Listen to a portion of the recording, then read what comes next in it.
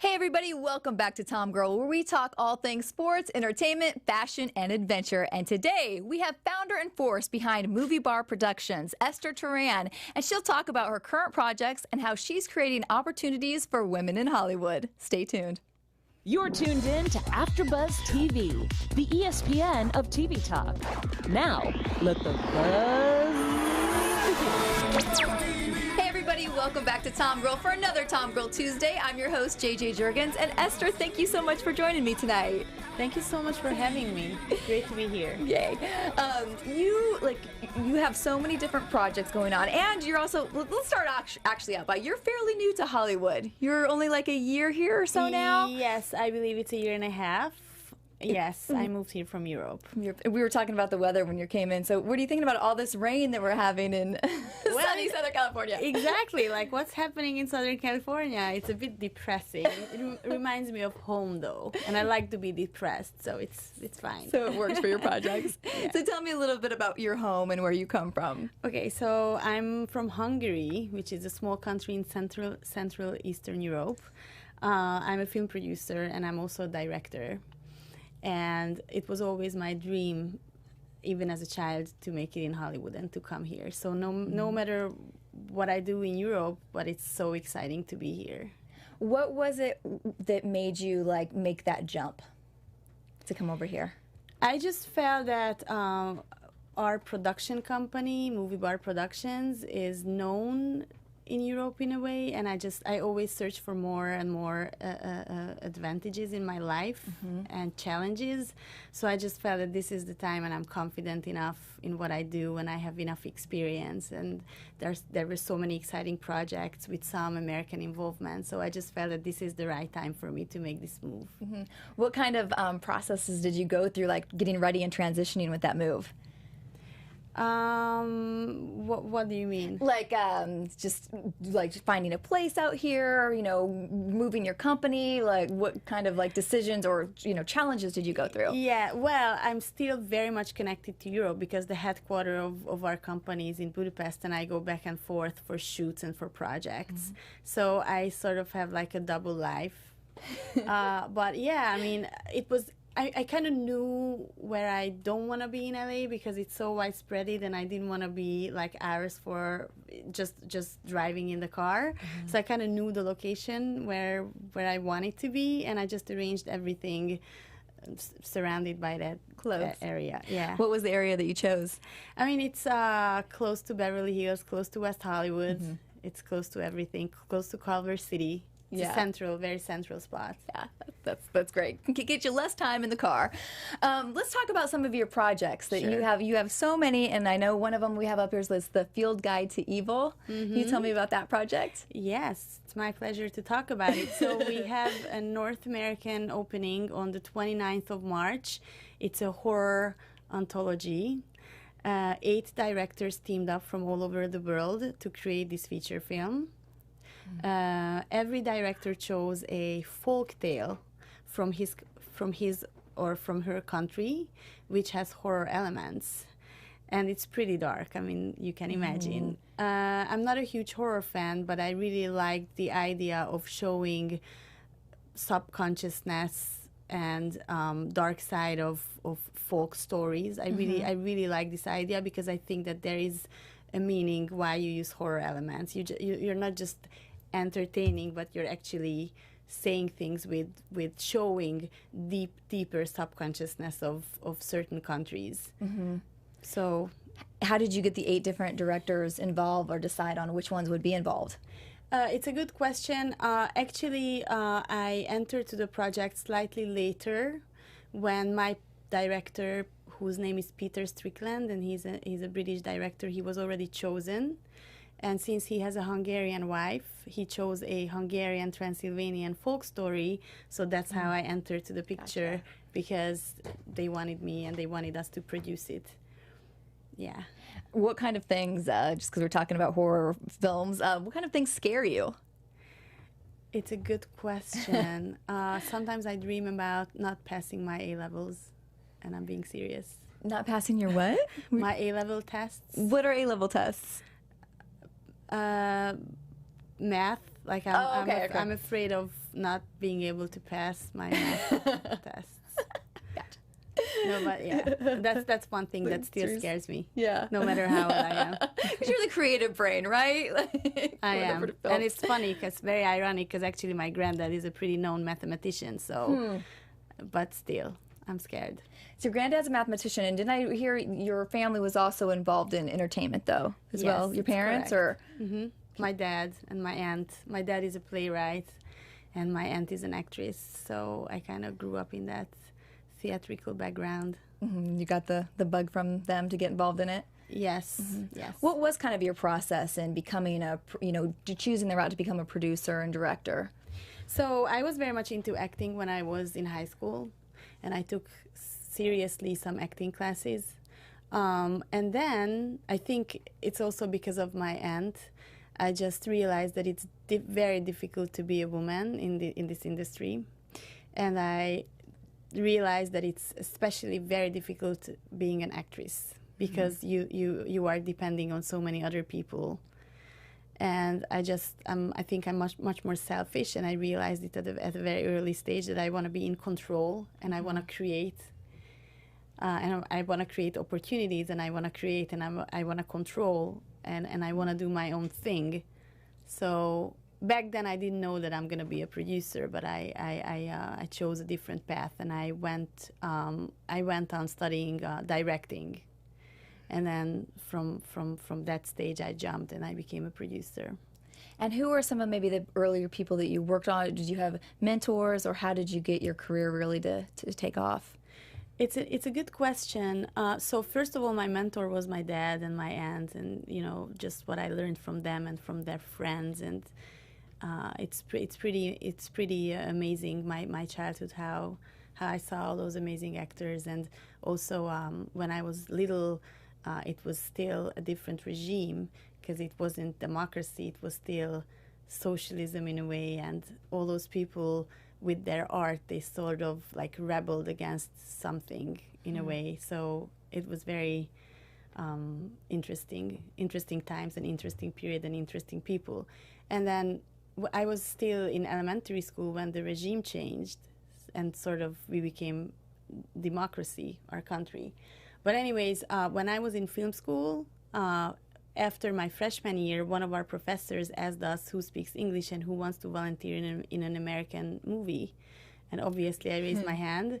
So I was 20 after freshman year, serving coffee for actors like Sir Ben Kingsley or Patrick Dempsey.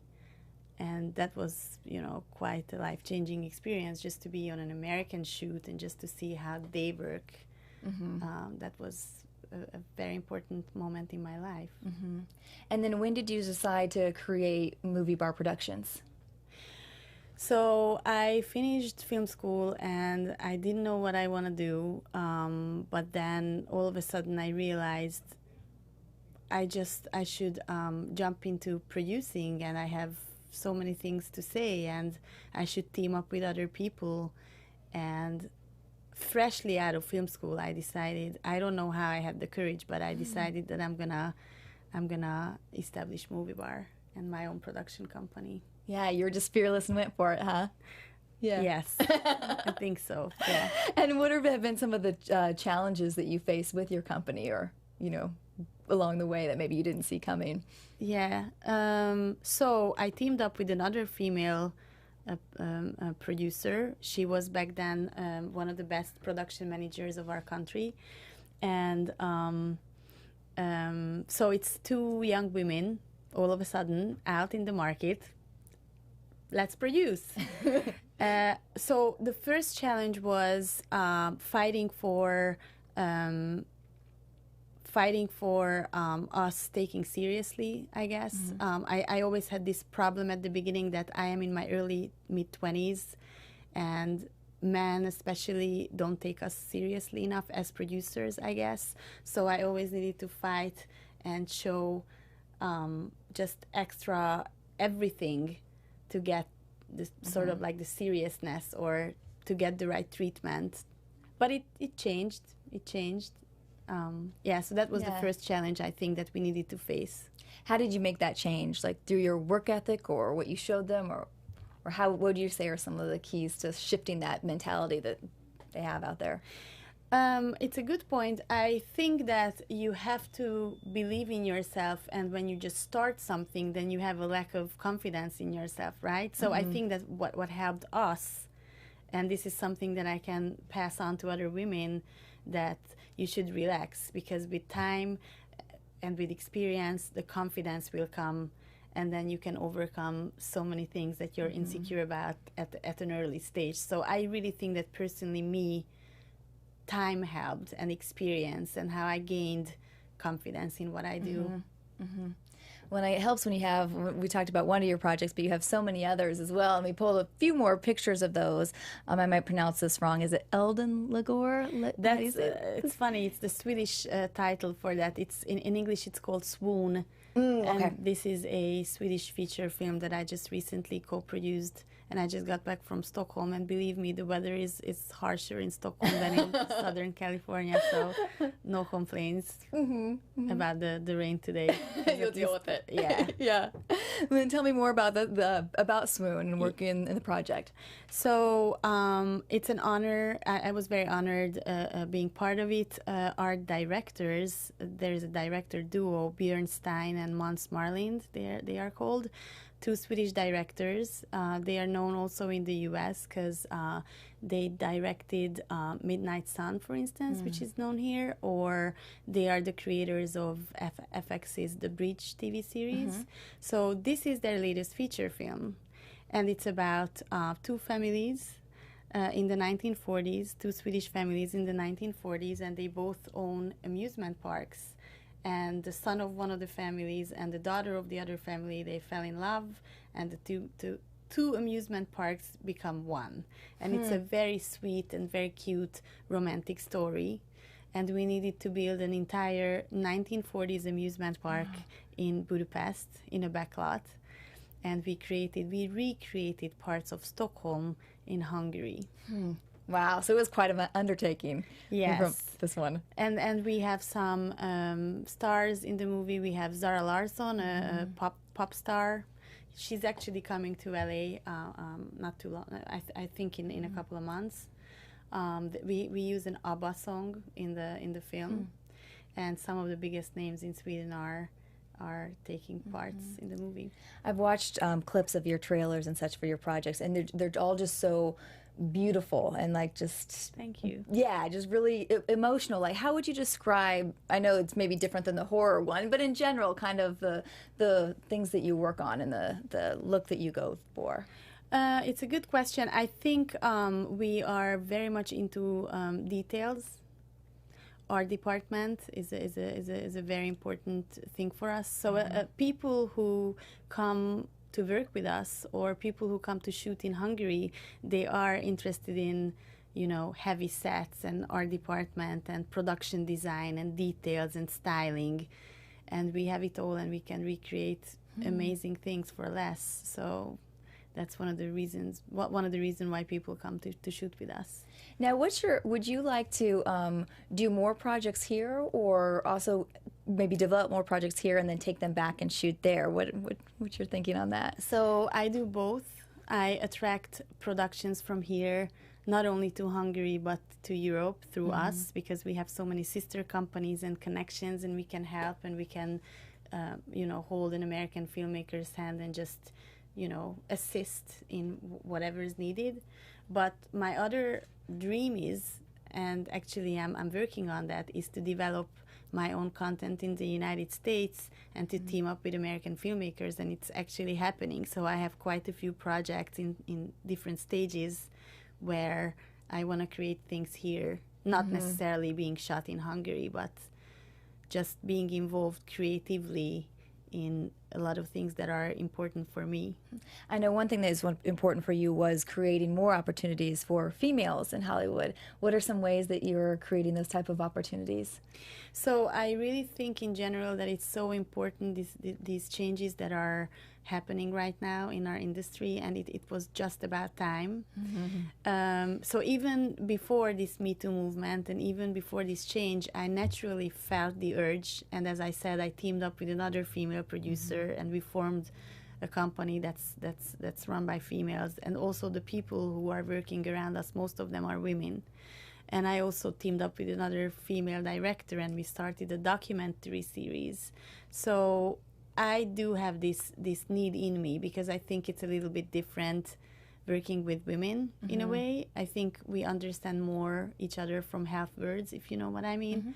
But obviously, I'm working with talented people, no matter their gender. And also in Hollywood, I just want to be sort of like maybe a bridge for American female filmmakers, how to team up with European female filmmakers. I think it would be just a nice, very nice flow. I also love the fact when, and this is also our case, when female filmmakers team up and they portray something that's very masculine. I think it's also super interesting. So in our documentary series that I'm directing, we are portraying, for instance, musical subcultures, which are pretty masculine in a way. But I do it with another woman. And now I'm working. And now I'm working on a feature film, and I might do an American version for that, where the lead, the main character is a woman, but I'm writing it with other women, and the cinematographer might be a woman, and some of the producers are. So it's just nice to talk to a female audience about female characters and team up with other female filmmakers. I love that you're tackling doing things that you say are like normally thought of as being stereotypically male. I'm assuming like you have your documentary. One of the genres you focus on is hip hop. Yes. Right? Was that for that series? You're talking about you're with the female? Yes. Yeah. So I love that you're busting down those doors that you might not think that two females may be producing a documentary about that. Exactly. Yeah. Exactly. Yeah. And it was also difficult to approach those people. Oh, what can two chicks know about underground hip hop? Let's see. And the way you cut that, at least from what I saw from the trailer too, it is edgy, and it's not, it doesn't have a soft female edge to it, right? Not at all. Yeah. But we maybe touch different topics than if two men would team up, they would touch. Like, for instance, we talk about female MCs or female involvement and minorities, etc., etc. What is that? Is there a voice that you like to bring, like as a female, like a different sort of like female voice to projects that you work on? If there's a different voice? Yeah, I mean, is there, I guess, let me reword that. Is there, sometimes do you think you can take a different angle, maybe on a certain project, too, that you might be able to bring out something of that maybe a male counterpart wouldn't be able to see? I really think so. I really do think so. I really think so. In every project that I do, I'm trying to, I don't even think that I could escape that. I mean, I do have this female approach to everything, and yeah, I wasn't thinking about it, but yeah, it's everywhere. It's in every project that I deal with. I more believe in the way how I choose topics that are interesting for me. That in that sense you can feel that I'm a woman. But on the other hand, for instance, when we talk about subcultures, a man could have easily chosen those topics too, but we have a different approach. So it depends. Yeah. Different ways of just bring it all out together. What have been some of the ways that I think we had a picture, it might be number 8 in there, Andrew, of you guys like at South, is that your partner? Or is this somebody else? No, that's someone else who was also involved in the Field Guide to Evil horror anthology. And exactly a year ago, we were at South by Southwest, and that's where our premiere was, which was very exciting. What have been some of, how was that experience, and what have been some of the other events that you've gone to try to grow your business and get your films out there? I feel really lucky that we could open at South by Southwest, and also in terms of timing, it's just unbelievable that a couple of months after I moved to the U.S., I had the chance and the opportunity to go to South by Southwest with one of my movies. That was the first time when I gave interviews in English. So even from that practical point of view, it was a challenge and it was fun. I wasn't sure how am I going to handle that, but I really enjoyed it. The only thing that was a bit sad is that I wanted to attend on some of the happenings and I couldn't because we were so busy with press and promoting our movie.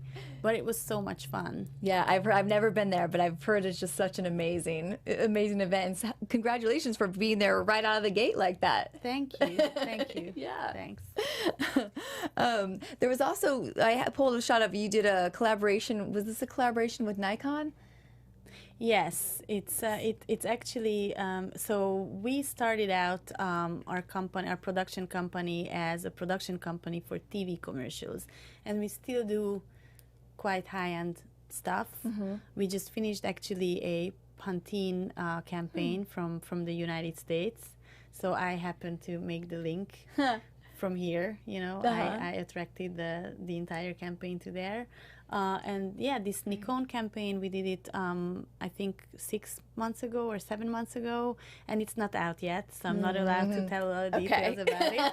But it's gonna be. We did a documentary on a photographer, who is one of the faces of Nikon, and we also shot, you know, a TV ad. It's a nice project. So it's great. You have such a wide range of projects that you work on. Thanks. I'm trying. I don't want to be bored, so I need a little bit of that, a little bit of that, a little bit of everything. But I have a fantastic crew, so it's not me on my own, but wonderful people.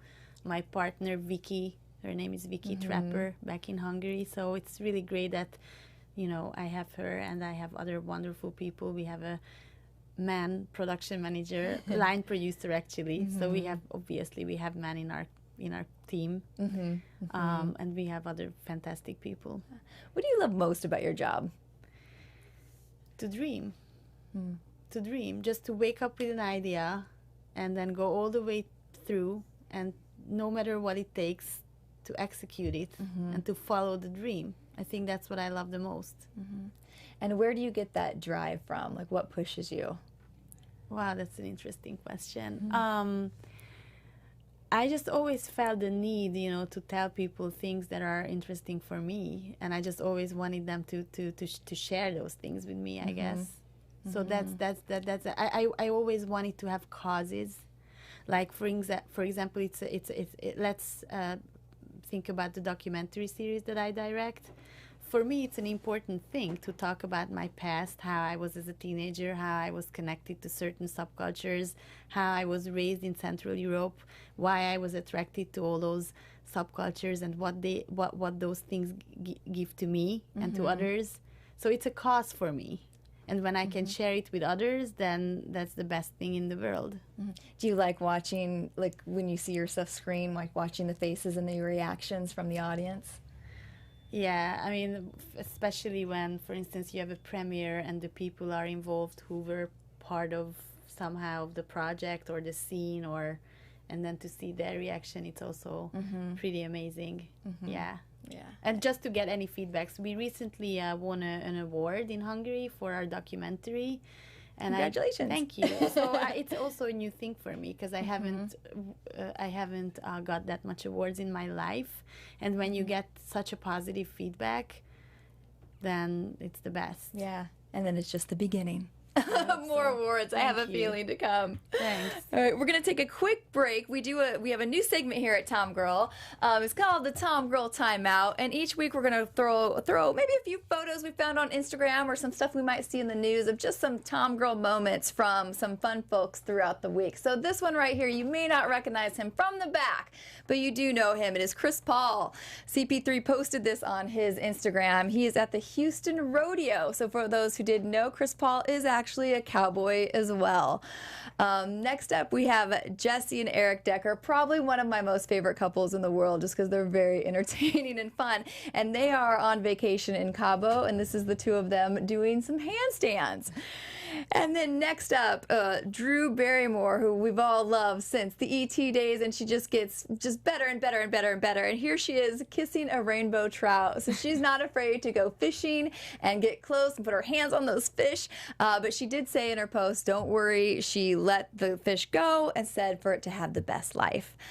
This one, Tanya Rad, love her. If you guys listen to the Ryan Seacrest show in the morning on Kiss FM, well, she got to do her first hosting of E-Daily Pop this week, so we were so happy for her, and also just made me so proud that she did it with a nice cold one sitting right in front of her, which is a total TomGirl thing to do. So I love that she embraced a new gig with a nice cold beer.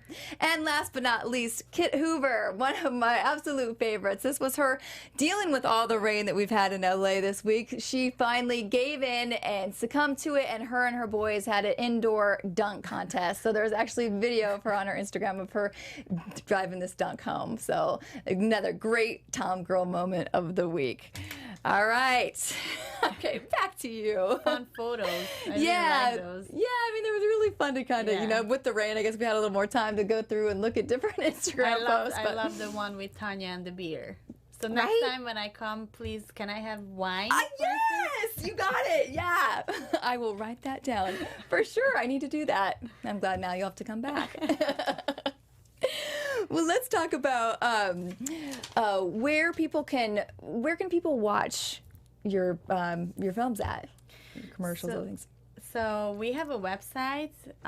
It's moviebarproductions.com, and some of our stuff are in there, and we're more than happy if more people watch our content. We also have a website for our documentary series called bpunderground.com, and the first episode about hardcore punk, which is another masculine subculture, is available. The second episode about hip hop is still running in movie theaters and in festivals, so it's not online yet. Field Guide to Evil is going to be out in movie theaters and out in so many other platforms in the United States from the end of March. Swoon, the Swedish film, I'm sure it's going to be sooner or later in the American market, but not yet because it was just released in Europe. Yeah, I think for now, pretty much that's what we have. I mean, we have some other TV series and some other things, but yeah, I'm not sure if they are up on the website. Any other projects you may not be able to talk about, but any other things like in the works or things that you're excited about? If you're gonna promise me, JJ, that you're gonna cross your fingers, then Got 'em. So I might be involved in a Netflix TV series, which is based on a Second World War story, a true story, and it's again like I was mentioning causes are very important for me. So this would be not just another job, not just another project, but definitely something very important for my heart, talking about the Second World War and Central Europe and whatever happened. That's something that I would love to do. All right, we'll keep them crossed for you. Thank you. All right. Well, you were such a pleasure. I appreciate you taking the time to come on here so much, and I can't wait to watch what you do next and all the great things that will be coming out. Thank you so much. Thanks for inviting me, for having me, and I hope I can be back and I can tell you some more good news about me and update you. Yeah, you're welcome to come back anytime you want, and I promise wine. Thanks. We are also on Instagram if someone wants to follow us. Also Moviebar Productions and BP Underground, the documentary series about subcultures. That's Budapest Underground on the Instagram. And everyone is more than happy to follow us. Okay, there you go, or guys. To reach out if someone wants, any advice from Europe or from a European filmmaker who's located here. You can reach out to me, and I'm here in LA, available. I can help, especially indie filmmakers or female filmmakers. Since you just mentioned that, are there any quick bits of advice that you would give people? I just think that literally everything is possible. Don't take any advice from anyone, but trust yourself and just, focus on that, and it's gonna happen. Hard work, focus, strength, and it can be true. Okay, there you have it. All right, guys, thank you so much for joining us again here this week. Everybody have a happy International Women's Day on Friday, and we'll see you here again next Tuesday. Have a great weekend, the rest of your week. Our founder, Kevin Undergaro, and me, Maria Menounos, would like to thank you for tuning in to AfterBuzz TV. Remember, we're not just the first, we're the biggest in the world, and we're the only destination for all your favorite TV shows. Whatever you crave, we've got it. So go to AfterBuzzTV.com and check out our lineup. Buzz you later. The views expressed herein are those of the hosts only and do not necessarily reflect the views of AfterBuzz TV or its owners or principals.